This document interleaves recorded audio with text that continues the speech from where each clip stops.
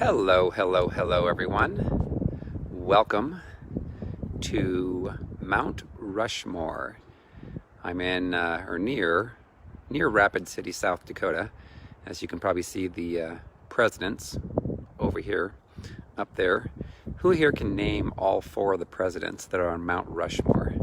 That's the class assignment today. Who can name them without looking them up? You may know two of them or three of them, but let's see if you know all four. So hello, Tina Marie Kirkpatrick from College Station, Texas. So I'm on location here in Mount Rushmore, which is near Rapid City, South Dakota. It's a beautiful sunny day, although there's still some remnants of snow because they had, I don't know, maybe a foot of snow here with the blizzard a couple of days ago. And this is my second time I've been to Mount Rushmore. I was able to visit it in June of last year during the summertime, and I've found a location here that's a little more private than where the main viewing area is, so hopefully we won't have a lot of disturbances. So again, see who can name all four of the presidents that are behind me, as you can see them over there. I'm trying to hold my iPad at the same time so I can talk and teach at the same time. So we'll see who comes up with all four presidents at the same time. Again, who can name all four presidents right there, over there? Anyone? Hello? Bueller? Anyone? So, I will wait and see. Today the topic the Lord wants me to talk about is called "A servant of the Lord must not quarrel." Now, we're not supposed to strive and fight and argue. That's not what a true Christian is. We talked about what it really means to be a Christ follower yesterday. And I remember the guy that had mentored me ingrained this in my soul, 2 Timothy 2:23-24, how it says, "A servant of the Lord must not strive, must not quarrel, but be gentle in all their ways." So what does quarreling mean? Quarreling means a heated argument or disagreement, typically about a trivial issue and between people who are usually on good terms. She made the mistake of picking a quarrel with John. Synonyms include argument, fight, disagreement, difference of opinion, dissension, falling out. As a verb, it says, have a heated argument or disagreement. Stop quarreling with your sister.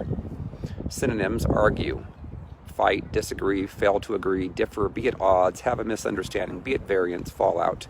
So obviously striving,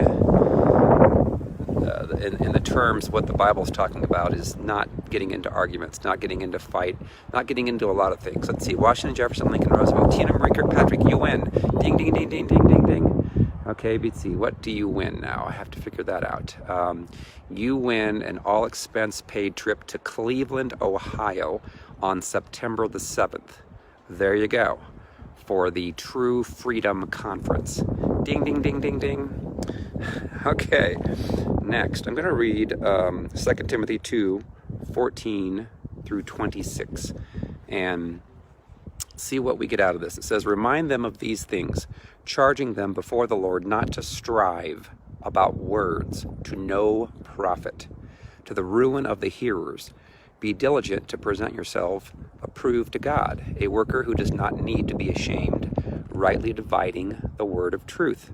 But shun profane and idle babblings, for they will increase to more ungodliness." You know, I'm going to stop right there. Think about how many people that we know that have such babble and such idle words and profanity and ugly words that spew forth out of their mouths, and striving and fighting. And there's Christians that are at church, quote unquote Christians, that do a lot of that.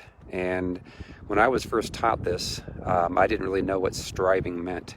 And it means more than just arguments and it can also mean worrying and fearing, where the enemy comes in and starts to tell you that, if you don't do this, then that bad thing's going to happen. And so you get into a lot of fear and worry based upon striving, trying to make things happen that will make your life better.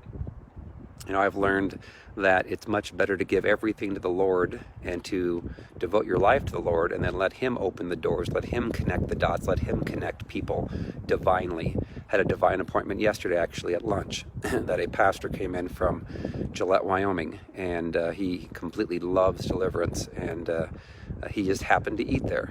And so the connections that God makes, in the ministry that I do, in large, huge part, is none of my doings. It's a matter of the Lord connecting people and divine connections. So I'm going to read on. It says, "But shun profane and idle babblings, for they will increase to more ungodliness, and their message will spread like cancer. Hymenaeus and Philetus are of this sort, who have strayed concerning the truth, saying that the resurrection is already past, and they overthrow the faith of some. Nevertheless, the solid foundation of God stands, having this seal: the Lord knows those who are his. And let everyone who names the name of Christ depart from iniquity. But in a great house there are not only vessels of gold and silver, but also of wood and clay, some for honor and some for dishonor. Therefore, if anyone cleanses himself from the latter, he will be a vessel for honor, sanctified and useful for the master, prepared for every good work. Flee also youthful lusts, but pursue righteousness, faith, love, peace with those who call on the Lord out of a pure heart."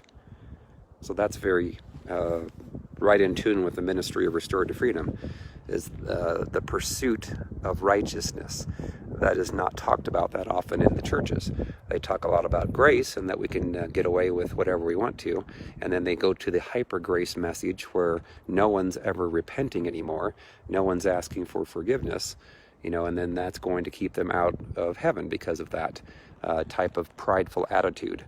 And there's a lot of people that, of course, we deal with that with the spirit of Jezebel and spirit of Leviathan that causes people to do that. So then it goes on to say, "But avoid foolish and ignorant disputes, knowing that they generate strife. And a servant of the Lord must not quarrel, but be gentle to all, able to teach, patient, in humility, correcting those who are in opposition, if God perhaps will grant them repentance, so that they may know the truth, and that they may come to their senses and escape the snare of the devil, having been taken captive by him to do his will." So that's 2 Timothy 2:14-26. So it says again, we must not quarrel, but be gentle to all, able to teach, patient, in humility, correcting those who are in opposition. So here's an example. Let's say that you are stronger in the Lord than someone else that you know, and that person is wrong in what they're believing.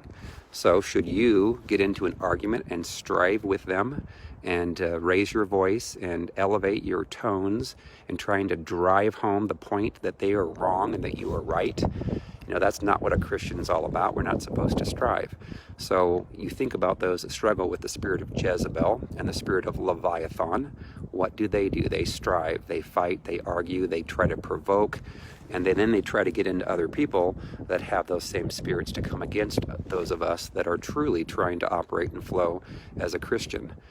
Jesus didn't waste time. The Pharisees wanted to provoke him, wanted to get him into arguments and so forth, that he could outwit them. He was more cunning, and he actually knew the wisdom from the Father, so he could actually turn a lot of things around on them, and that really made them even hate him even more.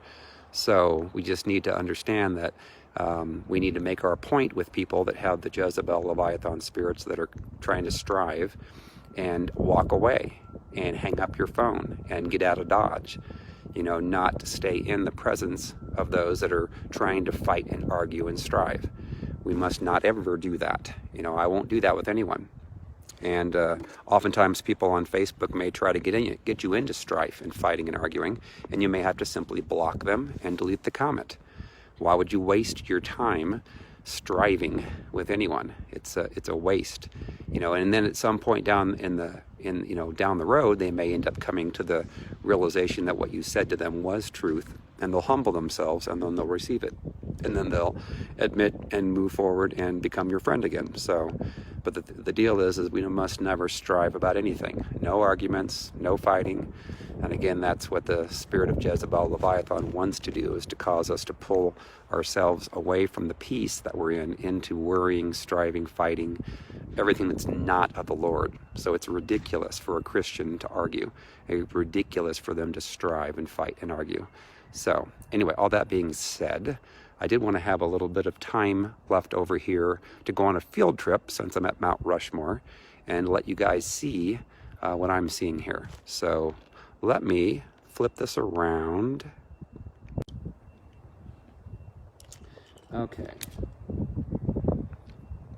There's a building here that serves lunch, I guess, and breakfast. It also serves ice cream.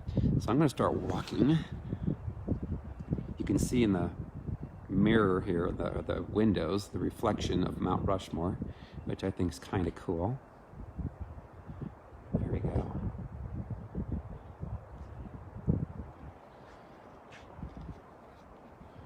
And then back there, of course, is where Mount Rushmore is at. So I'm going to walk over here. Make sure I don't lose the phone. It's a beautiful, partly cloudy day. Mostly sunny, supposed to be later around 60 degrees, I think, for the high. There's some snow. High snow.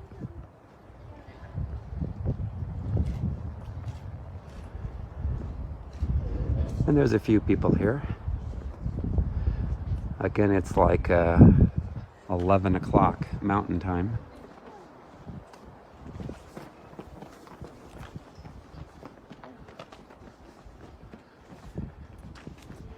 Remember the movie National Treasure that they filmed here with Nicolas Cage?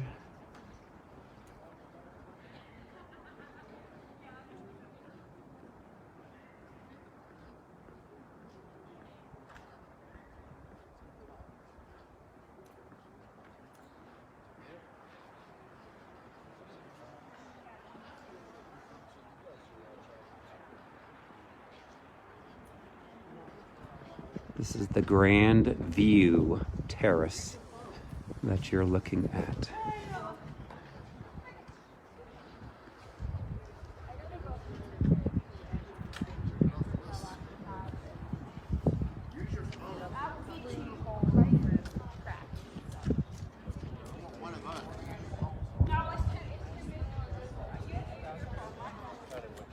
And the last time I was here in June, there was like a ton of people here. But there's not that many people here right now.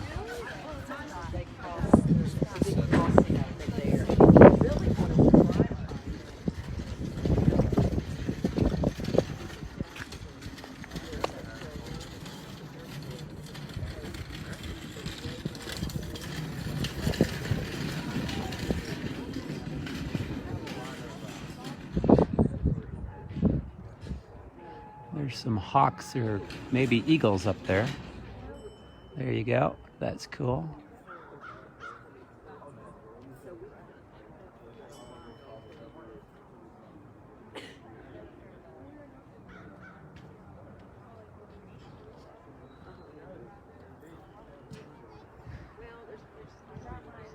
See some pretty clouds. Jump the fence and go climb the mountain. Oh my gosh, that would be so fun. The adventurous side of Nelson wants to do that. In fact, you can climb. They do have like a walking place. They have like an amphitheater down there in front of me.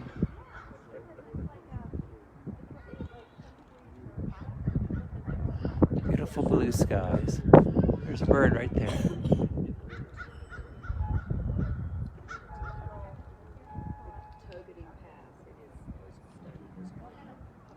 I do want to go hiking though, so I will do that.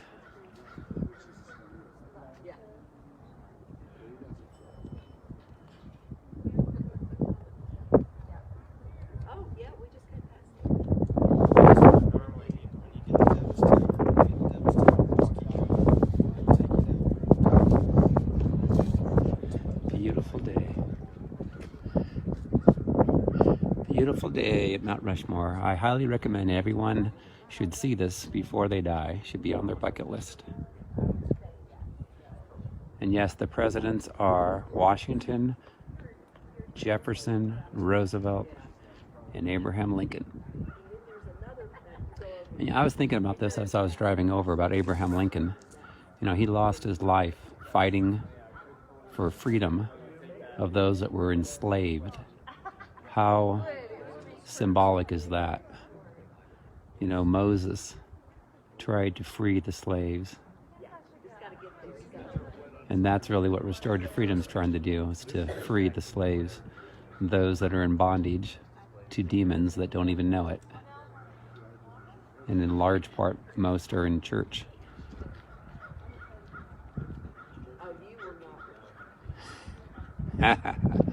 Yes, I'm seeing your comment there, Tina. Then I'd have the big head, and then they would call me Mr. Leviathan because I'd have the big head up there, so. How funny.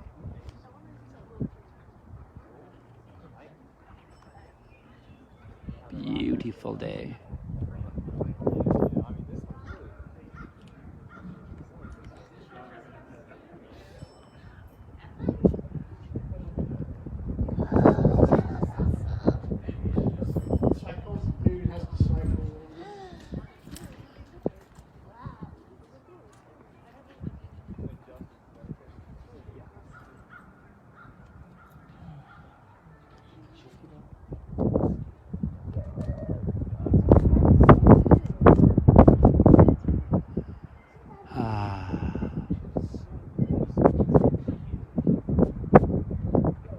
Like the clouds over here. So pretty. And this was apparently created in 1941. And the only people that worked on it were men, no women. They have a listing of all the men. In fact, I'll go over there and show you. I think I'll do that. Let me show you all of those that worked on this.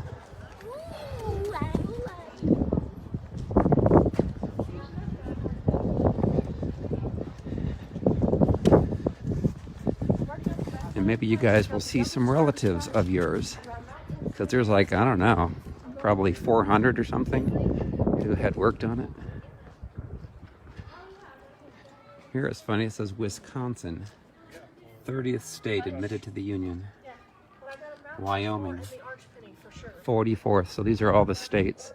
Tennessee, 16th state. South Dakota, 40th state. South Carolina, 8th state. Ohio, 17th. Oklahoma, 46.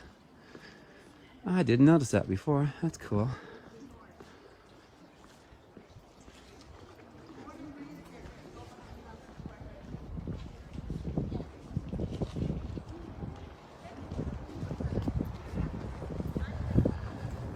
California, 31st state, admitted to the Union. Now I gotta show you this, because this is where I'm going to be eating at.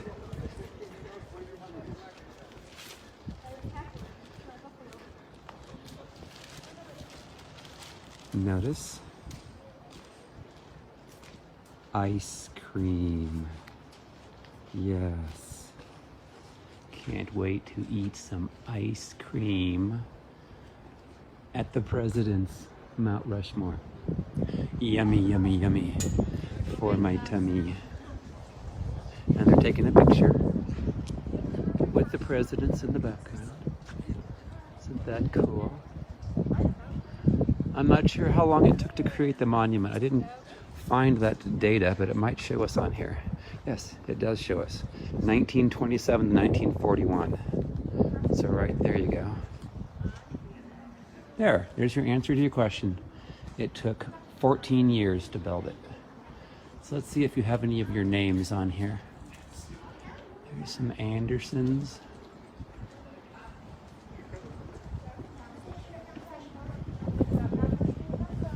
You can see the names. McDonald's.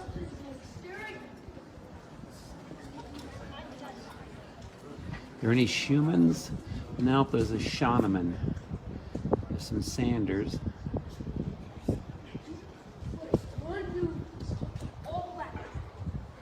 How cool is that? Hey, my friend Dominic Herbst. Hello, Dominic. Here, I'll show you guys. Right there they are.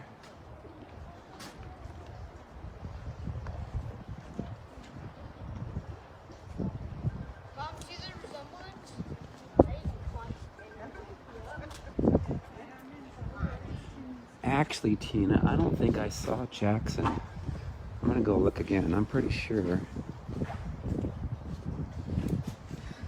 No Jackson. Sorry. Just Jacobs.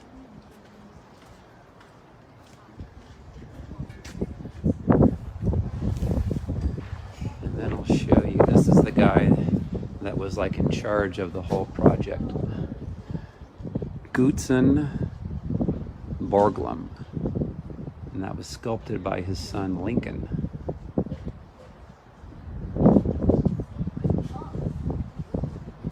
And this is what's in front of the monument. It's really high up in the mountains. So, isn't this cool, class? I think it's almost time for my ice cream. Yes, I do. I've been a good boy. I've been a good boy. Ha ha ha ha.